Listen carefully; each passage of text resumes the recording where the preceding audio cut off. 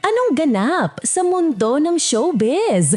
Hindi na napigilan ni Mark Heras ang kanyang galit matapos kumalat ang mga kwento tungkol sa viral video niya na umiiyak.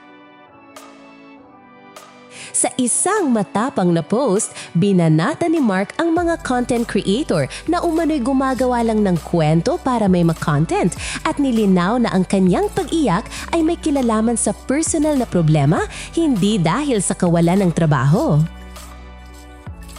Marinding itinanggi ng aktor ang mga alegasyong wala na siyang projects. Ayon kay Mark, may mga trabaho siyang ginagawa sa ilalim ng GMA7 at Buenas PH, kaya mali at mapaninlang ang mga lumalabas na istorya online.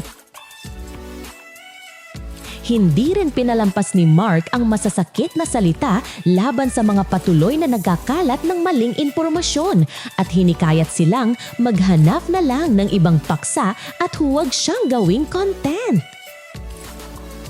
Ang tanong, hanggang saan ba ang limitasyon ng content creation? Lahat ba ng emosyon ng artista ay pwede nang gawing kwento kahit walang katotohanan?